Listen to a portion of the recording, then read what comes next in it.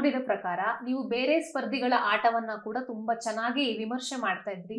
ಈಗ ಗಿಲ್ಲಿ ಅವರಿಗೆ ಸಾಕಷ್ಟು ಬಾರಿ ಬುದ್ಧಿವಾದ ಹೇಳಿದ್ದನ್ನ ಕೂಡ ನಾನು ನೋಡಿದ್ದೀನಿ. ನೀವು ಕಾವ್ಯ ಅವರನ್ನ ನಾಮಿನೇಟ್ ಮಾಡಿದ್ದಂತೂ ನನ್ನ ಗಮನಕ್ಕೆ ಬಂದಿಲ್ಲ. ಕಾವ್ಯ ಅವರು ನಿಮ್ಮನ್ನ ನಾಮಿನೇಟ್ ಮಾಡಿದಂತೂ ಗಮನಕ್ಕೆ ಬಂದಿಲ್ಲ. ಯಾಕೆ ಅಂತ? ಅಂದ್ರೆ ಅಷ್ಟು ದೊಡ್ಡ ಕಾರಣ ನಂಗೆ ಸಿಗ್ಲಿಲ್ಲ ಅನ್ಸುತ್ತೆ ಅವ್ಳನ್ನ ಮನೆಯಿಂದ ನಾಮಿನೇಟ್ ಮಾಡ್ಬೇಕು ಅನ್ನೋ ಕಾರಣ. ಬಟ್ ಆ ಇಬ್ರು ಮಾತಾಡಿರ್ತೀವಿ. ಅಂದ್ರೆ ಮನೆ ಸಣ್ಣದಾಗ್ತಾ ಆಗ್ತಾ ನಾನು ಇಲ್ಲಿ ನಿನ್ ಪಕ್ಕ ಇದ್ಕೊಂಡು ಇದು ಸರಿ ಮಾಡ್ಕೊ ಅಂತ ಹೇಳದ್ನ ನಾನು ಪ್ಲಾಟ್ಫಾರ್ಮ್ ಅಲ್ಲಿ ಹೋಗಿ ಹೇಳ್ತೀನಿ ಅನ್ಸುತ್ತೆ. ಕಾವ್ಯ ಇದ್ ಮಾಡಿ ಇದ್ರಿಂದ ನಿನ್ನ ಮನೆಯಿಂದ ಹೊರಗಾಗ್ತೀನಿ. ಮನೆ ಸಣ್ಣ ಅಂದ್ರೆ ಜನ ಕಮ್ಮಿ ಆಗ್ತಾ ಆಗ್ತಾ ಅದಾಗ್ಬೋದು ಅಂತ ಮೆಂಟಲಿ ಪ್ರಿಪೇರ್ಡ್ ಆಗಿದ್ವಿ. ಬಟ್ ಆ ಸಿಚುಯೇಷನ್ ಬರ್ಲಿಲ್ಲ ಅನ್ಸುತ್ತೆ. ಕಾವ್ಯ ಅವರನ್ನ ನಾಮಿನೇಟ್ ಮಾಡೋದಕ್ಕೆ ಸಾಕಷ್ಟು ಕಾರಣಗಳಿತ್ತು ಅಂತ ಸ್ಪರ್ಧಿಗಳು ಉಳಿದವರು ಹೇಳ್ತಾರೆ, ಹೊರಗಡೆಯವರು ಹೇಳ್ತಾರೆ. ಬಟ್ ಗಿಲ್ಲಿ ನಾಮಿನೇಟ್ ಮಾಡೋದಕ್ಕೆ ಕಾರಣಗಳನ್ನೇ ಕೊಡೋದಿಲ್ಲ. ಯಾಕೆ? ಅಗೇನ್ ಅವ್ನು ಆ ವಾರ ಕೇಳಿದಾಗ, ಲಾಸ್ಟ್ ವೀಕ್ ಅದು ಫೋಟೋ ಹೊಡೆದಾಕೋ ಇದು ಕೇಳಿದಾಗ ಅವ್ನು ಒಂದೇ ಕಾರಣ ಹೇಳ್ತಾನೆ, ಅವ್ರ ಮನೆಯಿಂದ ಇದಕ್ ಕಾರಣ ನನ್ಗೆ ಸ್ಟ್ರಾಂಗ್ ಅನ್ಸ್ತು ಅದೊಂದು ಹೇಳಲಿಲ್ಲ ಅಂತ. ಬಟ್ ಅಗೇನ್ ಸುದೀಪ್ ಸರ್ ಕೇಳಿದಾಗ್ಲೂ ಆಯ್ತು 4 ಕಾರಣದಲ್ಲಿ ಅದೊಂದು ಬಿಟ್ಟು 3 ಕಾರಣ ಹೇಳಿ ಅಂದಾಗ್ಲೂ ಒಂದು ಕಾರಣ ಹೇಳಲ್ಲ. ಎಲ್ಲೋ ಅಗೇನ್ ಆ ಫ್ರೆಂಡ್ಶಿಪ್ ಅನ್ನೋದು ಮಧ್ಯ ಬಂತು ಅಂತ ಅನ್ಸುತ್ತೆ ಒಂದೊಂದ್ಸಲಿ ಯೋಚನೆ ಮಾಡಿದಾಗ. ಇವಾಗ ನಾನು ಹೆಂಗ್ ಕಾವ್ಯಂಗ್ ಹೇಳಿದ್ದೆ ಮನೆ ಸಣ್ಣದಾಗ್ದಾಗ ಹೇಳ್ತೀನಿ ಅಂತ, ಅವನು ಪ್ರಾಬಬ್ಲಿ ಅವನ ತಲೆನೂ ಆ ಥರ ಇರ್ಬೋದು ಅನ್ಸುತ್ತೆ. ಕರೆಕ್ಟ್ ಮಾಡಿದ್ರೆ ನಾನು ಇಲ್ಲಿ ಕರೆಕ್ಟ್ ಮಾಡ್ತೀನಿ, ಇನ್ನು ಅವಳನ್ನ ಮನೆಯಿಂದ ಹೊರಗೆ ಹೋಗ್ಬೇಕು ಅನ್ನೋಕೆ ಕಾರಣ ನನ್ನ ಹತ್ರ ಇಲ್ಲ ಅಂತ ಅನ್ಸ್ತು. ರಕ್ಷಿತಾ ಶೆಟ್ಟಿ ಅವರು ಯಾರ ಜೊತೆಗೆ ಇರ್ತಾರೋ ಅವ್ರು ಬೇಗ ಮನೆಯಿಂದ ಹೊರಗೆ ಹೋಗ್ತಾರೆ ಅಂತ ಗಿಲ್ಲಿ ಹೇಳಿರುವಂತದ್ದು, ಇದು ನಿಜ ಅಂತ ನಿಮ್ಗೆ ಅನ್ಸಿದ್ಯಾ ಅಥವಾ ಸುಮ್ಮನೆ ಕಾಮಿಡಿಗೆ ಹೇಳ್ಕೊಂಡು ಹೋಗೋದಾ? ಇಲ್ಲ, ಅದು ಆಕ್ಚುಲಿ ನಿಜ ಅಂತ ಅನ್ಸಿದೆ. ಅವ್ರು ಹೇಳಿದ್ಮೇಲೆ ಕುತ್ಕೊಂಡು ಯೋಚನೆ ಮಾಡುವಾಗ ನನಗೆ ಎಸ್ಪೆಷಲಿ ಇವಾಗ ಫ್ರೆಂಡ್ಸ್ ಆಗಿದೀವಿ ಅಥವಾ ಅವ್ರ ಜೊತೆ ಕ್ಲೋಸ್ ಆಗಿದೀವಿ ಅಂದಾಗ ಎಲ್ಲರೂ ಮಾಡ್ತಿರೋದೇ ಜನ ನೋಡ್ಲಿ ಅಂತ. ಅವ್ರ ಮಾತನ್ನು ಅವಳೇ ತಿನ್ಕೊಂಡ್ಬಿಟ್ರೆ ಪ್ರಾಬಬ್ಲಿ ಅವ್ರ ಜೊತೆ ಇರೋದು ಕಾಣಿಸಿಲ್ವೇನೋ, ಅದಕ್ಕೆ ಆ ಮಾತು ಬಂತು ಅಂತ ನನ್ನ ಅನಾಲಿಸಿಸ್. ಗಿಲ್ಲಿ ಅವ್ರ ಜೊತೆ ನೀವು ಒಂದಷ್ಟು ಸಮಯವನ್ನ ಕಳೀತಾ ಇದ್ರಿ ಬಿಗ್ ಬಾಸ್ ಮನೇಲಿ. ಅವ್ರು ತುಂಬಾ ಚೆನ್ನಾಗಿ ಆಟವನ್ನ ಅನಾಲಿಸಿಸ್ ಮಾಡ್ತಾರೆ. ಇವ್ರು ಮಾಡಿರೋದು ತಪ್ಪು, ಇವ್ರು ಮಾಡಿರೋದು ಸರಿ, ಅವ್ರು ಹಾಗೆ ಮಾಡ್ಬೋದಿತ್ತು, ಹೀಗ್ ಮಾಡ್ಬೋದಿತ್ತು, ಎಲ್ಲಾ ಕಾಮಿಡಿ ಮಧ್ಯೇನು ಅವ್ರು ಇಷ್ಟೊಂದೆಲ್ಲ ಯೋಚನೆ ಮಾಡಿರ್ತಾರೆ. ನಿಮ್ಮ ಗಮನಕ್ಕೂ ಬಂದಿದೆ. ಬಟ್ ಆಟದ ಜರ್ನಿ ಅಂದ್ರೆ ದಿನ ಕಳೀತಾ ಇದ್ದಂತೆ ನೀವು ಅವ್ರ ಜೊತೆ ಮಾತಾಡುವಾಗ ನನ್ನ ಆಟನ ಇಂಪ್ರೂವ್ ಮಾಡ್ಕೋಬಹುದು ಅಥವಾ ಆಟ ಅನ್ನೋದಕ್ಕಿಂತ ಹೆಚ್ಚಾಗಿ ನಾನು ಹೀಗ್ ಇರಬಹುದು, ಹಾಗಿರ್ಬಹುದು, ಆತರ ಏನಾದ್ರು ಅನ್ಸಿದ್ಯಾ? ಹೌದು, ಅವ್ನು ಅನಲೈಸ್ ಮಾಡುವಾಗ ಆ ಥರ ಅನಿಸಿದೆ. ಅಂದರೆ ಇವಾಗ ಫಾರ್ ಎಕ್ಸಾಂಪಲ್ ಕ್ಯಾಪ್ಟನ್ಸಿ ಓಟ ಆಗುತ್ತೆ, ಲಾಸ್ಟ್ ಕ್ಯಾಪ್ಟನ್ ಅಂತ ಆದಾಗ ವೋಟ್ ಮಾಡ್ತೀವಿ. ಧನು ಒಂದು ಡೈಲಮಾಗಿ ಹೋಗ್ತಾನೆ, ನಾನು ತಗೋಬೇಕಿತ್ತು ಇರ್ಬೇಕು. ಅವ್ನು ಗಿಲ್ಲಿ ಇದ್ದಾಗ ಹೇಳ್ತಾನೆ, ಅದ್ರಲ್ಲಿ ನೀನು ಅಷ್ಟು ಯೋಚನೆ ಮಾಡೋದು ಯಾಕಣ್ಣ, ನೀನು ಆಡಿದ್ಯಾ, ಆಟ ಆಡಿದ್ಯಾ, ನೀನು ತಗೊಂಡಿದ್ಯಾ, ನೀನು ಸುದೀಪ್ ಸರ್ ಬರಲಿ ಇದು ಮಾಡಲಿ ಅದೆಲ್ಲ ಯಾಕೆ, ಅದು ರಿಗ್ರೆಟ್ ಮಾಡ್ಕೊಳ್ಳೋದು ಯಾಕೆ? It is so simple, because ಅವ್ನು ಕಷ್ಟಪಟ್ಟು ಆಡಿದ್ದಾನೆ, ನಿಮ್ಮ ಮೇಲೆ ಮತ್ತೆ ನೀನೇ ಯಾಕೆ ಡೌಟ್ ಪಡ್ತಿದ್ಯಾ ಅನ್ನೋ ರೀತಿನೇ ಕೇಳ್ತಾ ಇದ್ದ ನಾನು.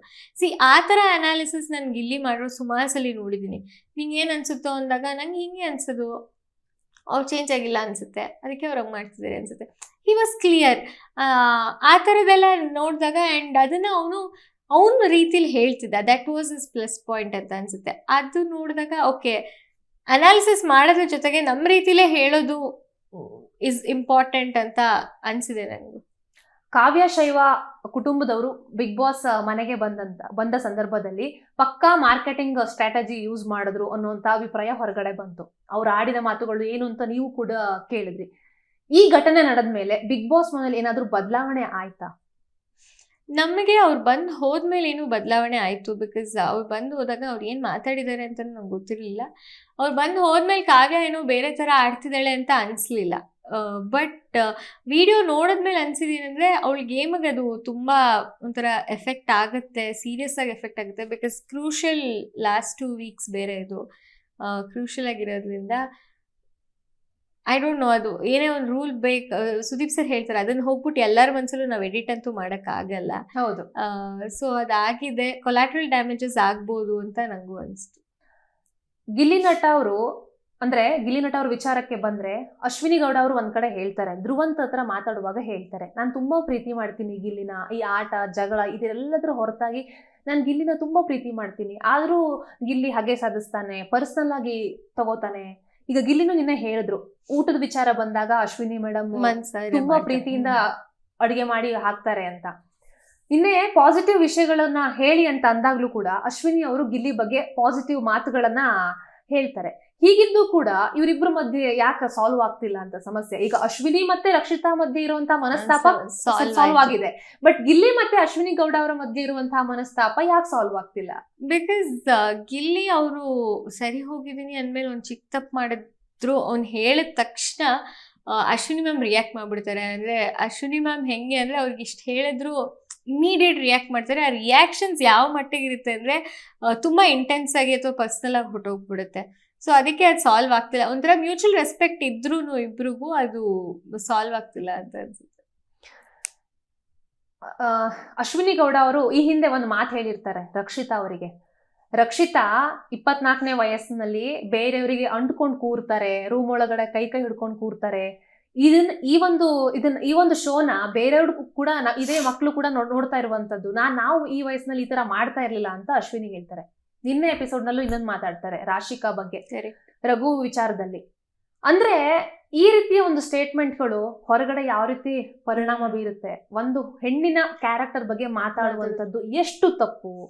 ಯಾಕೆ ಅಂದ್ರೆ ಈ ಹಿಂದೆ ಕೂಡ ಸುದೀಪ್ ಸರ್ ಅಂದ್ರೆ ಬುದ್ಧಿವಾದ ಹೇಳಿದಾಗ್ಲೂ ಕೂಡ ಅಶ್ವಿನಿ ಅವರು ಸುಧಾರಿಸ್ಕೋತಿಲ್ಲ.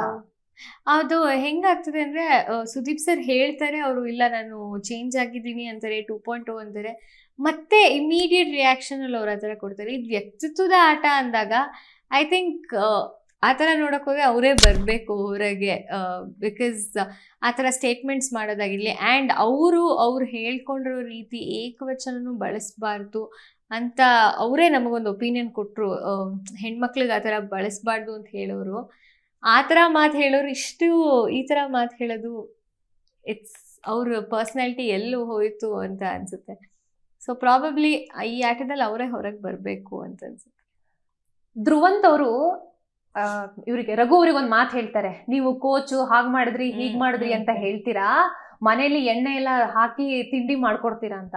ನನಗೆ ಗೊತ್ತಿರುವ ಮಟ್ಟಿಗೆ ಬಿಗ್ ಬಾಸ್ ಮನೇಲಿ ಏನು ಅಡುಗೆ ಕೊಟ್ಟಿದ್ದಾರೆ, ಆಹಾರ ಪದಾರ್ಥಗಳನ್ನ ಕೊಟ್ಟಿದ್ದಾರೆ, ಅದರಲ್ಲಿ ಅಡುಗೆ ಮಾಡ್ಕೊಂಡು ತಿನ್ಬೇಕು.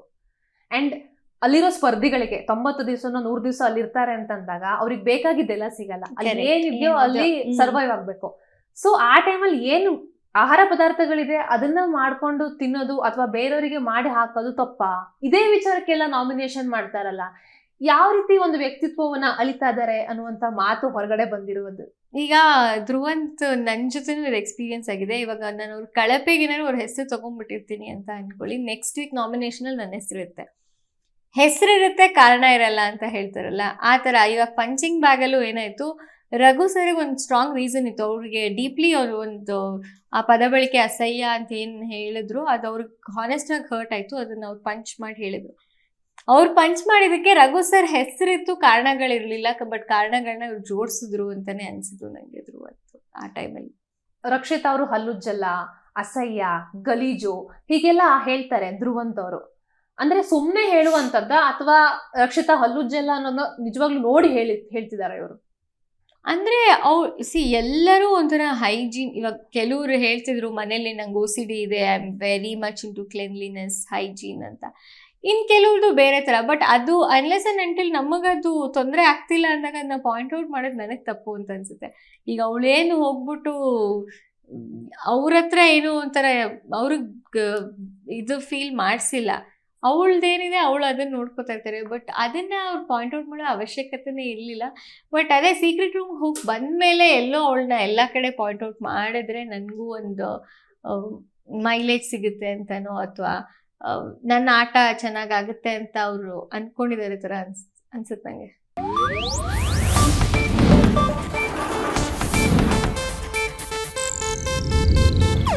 ಇದು ಏಷ್ಯಾನೆಟ್ ನ್ಯೂಸ್ ನೆಟ್ವರ್ಕ್ ಪ್ರಸ್ತುತಿ.